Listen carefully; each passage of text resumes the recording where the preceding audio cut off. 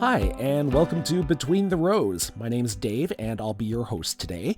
We're starting off with a look at an upcoming network reality TV show that's planning to help single people find suitable partners. Not at some tropical island resort or Hollywood studio backlot, but in the fields and pastures of British Columbia. Even though it is, we're casting for farmers in British Columbia, it really will be a series that will reflect Canadians from across the country. Also, we hear a lot about how certain farming practices can support carbon sequestration in the soil, but an Alberta organization is digging deep with farmers and ranchers to sort out just how much is being stored and just how much their practices are putting away. Yes, there's a lot of carbon down there. There's carbon that could be potentially lost, and there's also potential to sequester more at depth, which would make it more stable in the future and more of a climate solution. And Laura Rance, our VP Content for Glacier FarmMedia, is considering the effects of the war in Ukraine and the choices that farmers in the rest of the world have to soon make, including choices about what not to do. The path to increase production elsewhere to make up for what's being lost is fraught with complications. All that's coming up on Between the Rows, right after a few words from this week's sponsor. AGI West Steel manufactures the highest quality galvanized grain bins on the market. With over a century of experience, our quality designs and storage options deliver the right solution to suit your needs. Visit aggrowth.com/weststeel for more information. That's aggrowth.com/weststeel. C'est le moment de vous inscrire pour trouver l'amour dans le cru. Moi, rendu à 25 ans, je cherche une compagne de vie. Avoir notre petit chez nous, puis vivre heureux, trouver la bonne. That's from the opening of L'amour est dans le pré, the reality TV show which helps connect single farmers in Quebec and Eastern Ontario with potential partners. During its run so far, the show reports to have connected at least 15 couples and led to the development of 27 farm kids. The show's already got a call out for farmers to take part in its 11th season on Bell Media's Nouveau network. This spring, however, Bell Media is taking that franchise way out west to British Columbia in the form of a new English language series to be called Farming for Love. On the line, we have co-executive producers Aaron Haskett and Jean Parsons from Lark Productions in Vancouver, who are developing the new show for CTV and have a deadline for applications from interested farmers coming up pretty quick. Aaron, Jean, hi, and welcome to Between the Rows. Hi, Dave. Nice to meet you. Thanks for having us. Thanks for having us. Nice to be here. Great to have you here. Now, as with most of the concepts for the reality shows we all know, this one started in Britain years and years ago with a show called The Farmer Wants a Wife. A few years back, I had Martin Métivier from L'amour est dans le pré on this show, and I've got to admit, I did wonder at the time why nobody had picked up on that concept yet for the ROC, the rest of Canada market. What can you tell us about that? Well, I do know that a lot of people have been talking about this format in English Canada and many parts of the world for some time now, and I think it just is all about timing. I know Bell and CTV are really excited, as are the whole team at Lark, to be a part of the English Canada version. And even though it is we're casting for farmers in British Columbia, it really will be a series that will reflect Canadians from across the country. Mm-hmm. And of course, in the meantime, of course, there's also, the also complicating matters. There's been the pandemic in terms of socializing as we know it. But in your favor for a series like this, the data has also shown that it seems to have driven somewhat of a shift in where people in Canada want to live. Do you think that might be helpful at all? Yeah, absolutely. I think a lot of us are thinking about our urban lives here in the city and daydreaming about a simpler life out in the country. This show definitely aims to celebrate that lifestyle. No farmers, no food. We're going to take place on some very beautiful, stunning BC landscapes. Yeah, absolutely. I definitely think that's a draw to the show. Mm-hmm. Now, your deadline for applications is coming up April 15th. What can you tell us about what you're looking for in potential applicants?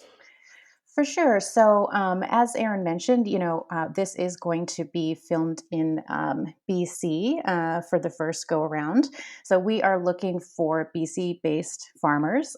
Now, the daters at a later phase will come from across the country so that we get representation from, across Canada. But we are looking for BC farmers that Really, I think modernize the image of the farmer in the minds of Canadians. We'd love to show all different kinds of diversity, ages, backgrounds, genders, and really also unexpected kinds of farms as well. We're interested to, meet beekeepers, artisanal cheese producers, folks who work at wineries, flower farmers, and of course, intend and hope to have more traditional farmers as well, like cattle ranchers and wheat growers. But we're really looking to celebrate all different kinds of diversity that BC has to offer in the agricultural community. Now, will you be going up to the Peace region, way up north as well, or are you mostly sticking kind of to the southern BC in the interior? We're looking all across BC right now. Okay. Now, once you've got your applicants together, though, I mean, you've still got to put together a good TV show. So what do you think in general terms you'll be looking for in your final five? I think something that's really important with this series is authenticity. When you look at the format as produced in other territories, and it has been made in 32 countries around the world, Hmm. um, globally, it's accounted for 191 marriages, 444 babies. It really works. It does build lasting love connections. And I think that comes down to the authenticity. So, one thing that's really important for us is that the farmers are single, they're genuinely looking for love. They're ready to settle down. Someone who is at the right place and time in their life that they want to get married. They want to find their forever person. Hmm. Now, the search for potential partners for your chosen five farmers, does that only begins, I'm assuming, once you've picked your five? That's correct. Yes, that's correct. We will be first casting our farmers, getting to know them, what they're looking for, and then we'll begin the dater casting process to find the right candidates for them. And actually, the farmers will be involved in choosing which daters end up on their farms. Okay. And again, now do the people who the candidates for after the farmers are chosen, your candidates after that, would they strictly be coming from urban settings or just anywhere in pretty much anywhere in Canada at all? We'll be looking right across Canada. I think it would be very interesting to have some urban singles for sure to see how they handle the farming lifestyle, but it's not a strict consideration. Hmm. So now, I suspect I know some of the reason for this. Apart from the obvious, I mean, you're based there, but why British Columbia specifically? I could speak to that. I mean, I think one of the things, obviously, yes, of course, we're based here, but I think what we really love is that we can celebrate BC. We can film against the backdrop of stunning BC landscapes from the Okanagan to the coastline to the Rocky Mountain valleys. I really think all across Canada or parts of the world maybe don't know our landscape in the way that I think this show will be able to celebrate and show us. Ideally, the series will be able to, if we have the same success that the French Canadian series has had, we'll be able to travel a little bit more across the country. But we thought starting out west is a great way to show such a picturesque version of farming for love. Hmm. And in the future, I was like assuming this show can the English language franchise continues. Are you looking at sort of maybe expanding this to other parts of the country as well, or? I think we're all hoping for a successful season one, and the goal would be to be able to ideally explore more communities and regions from across the country as the Mhm. show progresses. Now, from what I've seen of L'amour est dans le play, it seems to be like a pretty common level-headed approach to farming in the farm setting. Obviously, though, there's going to be some sort of inherent tension. In many ways, that's sort of a key point of a show like this, I guess. There's the implied premise that because a farmer is looking for a partner, it's not geographically or demographically easy for farmers to find love, and that the business rather, and the work of farming itself isn't particularly romantic. I mean, that's not just implied. That's undeniably true for many. But on the other hand, there is that sort of romanticized or nostalgic notion of farming, and obviously, as we've discovered since the pandemic, perhaps even more so now, there's a real and tangible desirability for certain aspects of rural living. So there has to be some sort of tension, I'm assuming, between the two, in order to make this work. Yeah, I think that the series really does, on the one hand, as you're saying, showcase the beauty of this rural lifestyle. We're going to be able to go to, as Aaron mentioned, so many stunning places across BC and really showcase what those landscapes and those communities have to offer. But of course, on the other hand, farming is really hard work. And so it will be very interesting to see how the daters stack up when it comes to the day-to-day farm chores that they're going to have to participate in. In my own case, I'm in journalism, for a living, so, one would think I'd be, all about, sort of the straight up documentary realism, yep, let's go straight to the manure pile. But, speaking for myself personally, though, I know anytime I've been to BC wine country, my first impulse is to take pictures of how freaking gorgeous it is. How do you square that for a show like this? I know I'd find it tough to do. Do you two personally, sort of see yourselves, teetering more toward one end of that whole spectrum or the other, sort of, cinema verite, or sort of the just sort of faced with kind of this stunning geography that you've got in front of you? I think that is, when you look at some of the versions of the series internationally, it is sort of a combination of the beauty and the picturesque landscapes, but the sort of real, as Jean said, authentic, true relationship connection that, I think really is what draws viewers to it. So you're sort of captivated by the views and the landscape, but it really is, as you said, the tension between, is this a choice, a life choice someone can make, and are these connections real? And I really do believe that the success of this show is based on its, romance and, heartwarming connections as much as anything else. So, and Jean, what about from your angle? Is there a is there sort of one sort of way that you sort of find yourself teetering more than the other? No, I think Aaron summed it up well. I think that the root of this show really is its authenticity, and it does provide a real immersive documentary look into farm life and the realities of day-to-day life on all different kinds of farms. And so we're certainly not going to shy away from showcasing that. But part of that truth is also the beauty of the lifestyle. Well, in any case, you've both got a tough job ahead of you, and I'm really looking forward to seeing the result. One last thing though, if this all goes according to plan, when's the show expected to actually be on the air? That's a date we'll have to get back to you on. I think so much of this depends on, we're at the very beginning stages of casting, and once we cast, it really is about delivering a show that I know CTV, has really high hopes for the series, and they'll have a plan for that to come in the year ahead. Mm-hmm. And is there anything that at this point, now that you've had a few applications coming in, that you'd like people to know if they're thinking about applying with about maybe a week or so to go by the time this podcast goes to air? I would just really encourage people to get out there and to apply. As you mentioned, there's only about a couple weeks left for applications, and we are excited to meet farmers from across the province and get to know their stories. So I would just encourage people to get their applications in. And yeah, as I said, the core thing is to be truly looking for an authentic love connection, and be ready for that at this point in their life. That's really key. Mm-hmm. And again, sorry, Dave, just to add to that, what I would also say is I think really what we want to cast farmers and daters from all backgrounds to sort of represent the diversity that our country has to offer. And so we really would encourage everyone and all versions of farmers to come to us and explore this opportunity.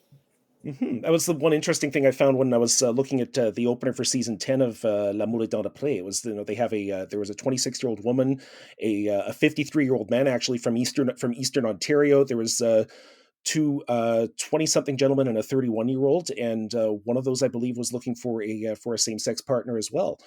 So again, it's sort of it seems to be a kind of a very different mix sort of across the board. Absolutely. And that's what excites us about it too. Well, we'll look forward to seeing the final results, certainly. Thank you so much to both of you for your time today. Thank you. It's nice to be here. Thanks for having us. Thanks so much for having us. Aaron Haskett and Jean Parsons are with Lark Productions and the executive producers of the CTV series Farming for Love, Now Seeking Farmers. If you're looking to apply, check out more.ctv.ca/ctv/farming-for-love-casting.html. You're listening to Between the Rows. I'm your host this week, Dave Bedard.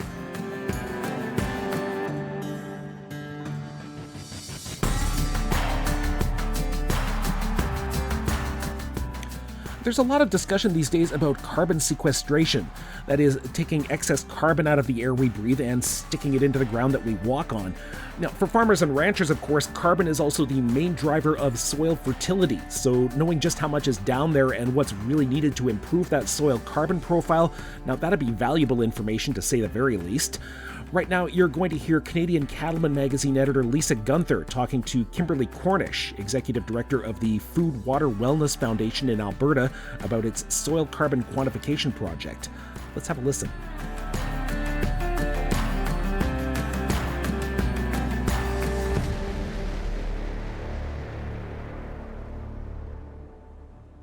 And just tell us about yourself, Kimberly.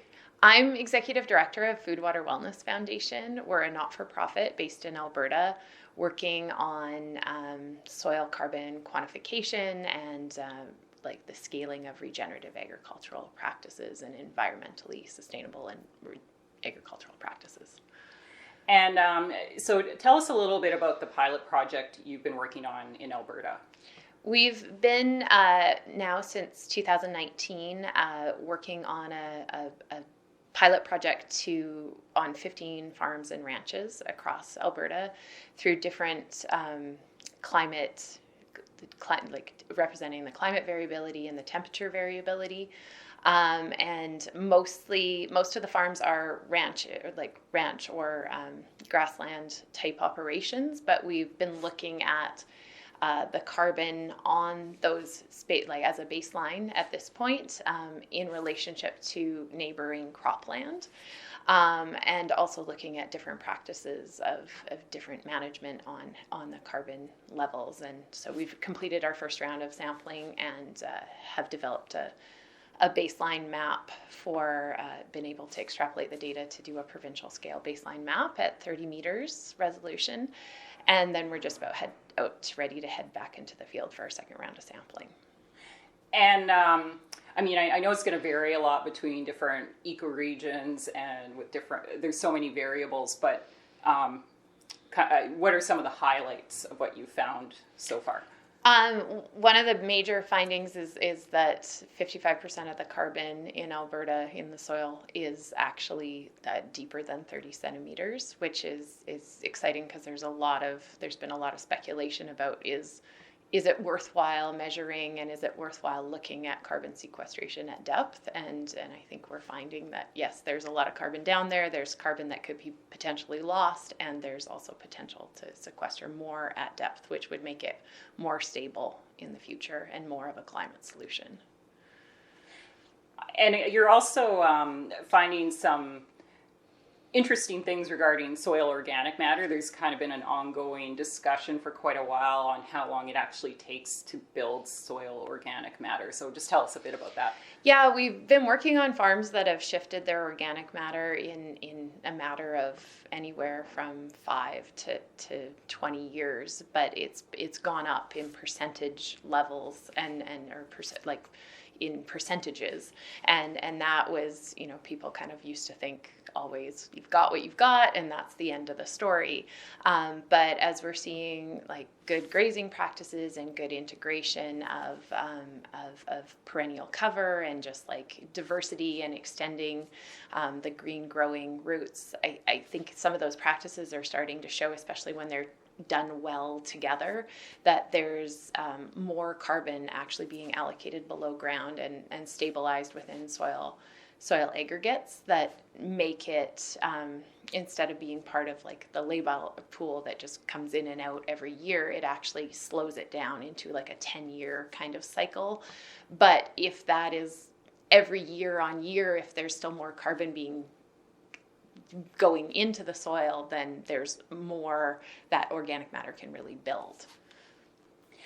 And from what I understand, you're trying some different ways of actually measuring that carbon. So if you could just tell us a little bit about that as well. So we're using a couple of technology innovation. So one is we're doing our sampling plans through a Latin hypercube sampling design. So it takes 60 layers of data and helps inform where we're going to take those samples so that we can extrapolate the data better and reduce the number of samples we need, because we have all this other layers of data that tell us more about what that soil sample means. We're not, most of the time, previously we would have just been relying on the soil samples to tell us the story. We've got all these other factors that we're using to tell the story along with the soil samples. So that's one thing. And then we are working with a contractor, Green Edge Precision, and they've developed this specialized sampling equipment for us that it can take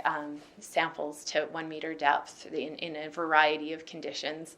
That's really well suited for rangeland, and it's very robust and can go through rocks, and it also enables us to take bulk density measurements in a really cost-effective way. Great. Why are you doing this? Why do you think this is important? I think it's important because the UN has talked about the 60 years of harvest left in terms of the amount of soil loss that we've had, and just through more modern agricultural techniques haven't always, there's been progress, but I think we still face quite a bit of soil loss, and I think this is an opportunity to quantify what we have and what practices potentially could help build and kind of reverse those trends. I think there's some promise in how it could fit into a suite of agricultural or of climate solutions that also work well for agricultural processes. And I think it's, what motivates me personally is just, hearing about this for years and years. It's with producers talking about we've had this outcome and we've had this outcome, and it's increased our water holding capabilities and our infiltration and all of those different pieces. To actually be able to validate that, I think is really significant, and I think it opens the door for the potential for an offset market or an ecological goods and services market that's really data-based and is specific to that piece of land that are generating some sort of credit. And I think that potentially opens the door for more scalability of really good management. Great. Well, thank you very much. Okay.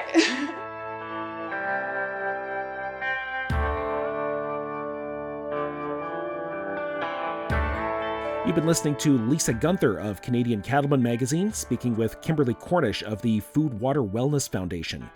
You're listening to Between the Rows. I'm your host this week, Dave Bedard. It just takes a quick glance at any Chicago wheat futures chart to see just where one of the biggest grain exporting nations in the world went to war against another major grain exporting nation, jeopardizing both countries' ability to supply grain. Now, with spring seeding not that far away here in Canada, Laura Rance, our VP Content here at Glacier FarmMedia, has some thoughts on what this implies for farmers on this side of the world.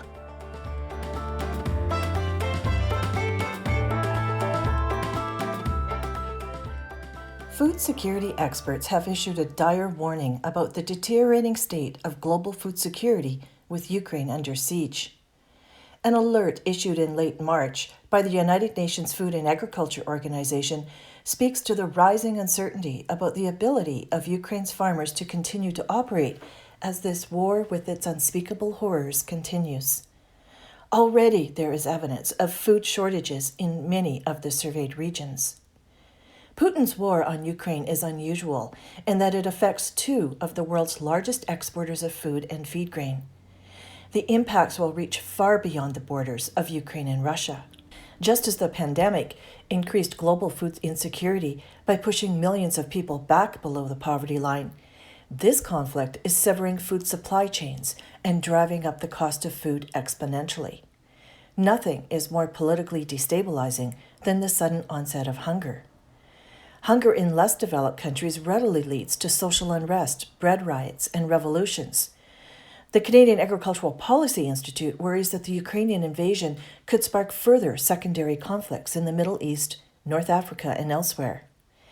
It's becoming more apparent by the day that the world is staring at generation-defying supply shocks for which there is no easy remedy. The path to increased production elsewhere to make up for what's being lost is fraught with complications. It takes time to push land into production, whether it is still undeveloped or land that has been idled, usually because it's environmentally fragile or not very productive. Meanwhile, global carryover stocks of grain have been shrinking in recent years. What does exist may not be available to the market. China holds 50% of the carryover wheat and 70% of the corn. It's unlikely that this grain will be for sale at any price. This new era will affect all of us to varying degrees, ranging from those of us inconvenienced by higher food prices to those who will simply go without. As consumers, we need to remember that the food we throw out also wastes all of the resources that have gone into growing it, transporting it, processing it, and packaging it. Instead of putting it into the garbage, throw it into a soup pot or a casserole instead. Farmers, meanwhile, have some bigger choices to make, mainly about what not to do. The attention on global supply shortages is focused on cereals used for food and feed. Early estimates aren't pointing to a dramatic shift in seeding intentions, nor should they. Farmers' decisions around what to grow should be driven by rotational issues, the availability of production inputs, market signals, and what's best for their land. Of course it is in their best interests, as well as the environments, to continue refining their production decisions around efficiency and the sustainable use of resources. However, it would be a mistake to buy into the mythology that our farmers need to pull out all the stops, rip out every last tree row, and push fragile land into production to feed the world. That rhetoric places all the burden on productivity, when, as the current situation exposes, it's much more complicated than that. Rather than looking for ways to grow our way out of this mess, the international community needs to stay focused on restoring peace. I'm Laura Rance, Vice President of Content for Glacier FarmMedia.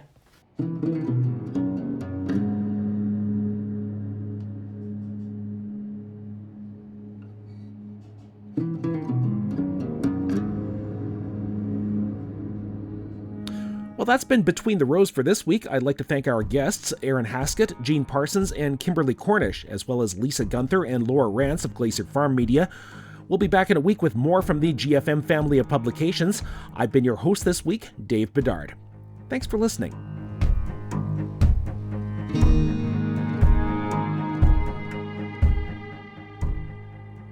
AGI West Steel manufactures the highest quality galvanized grain bins on the market.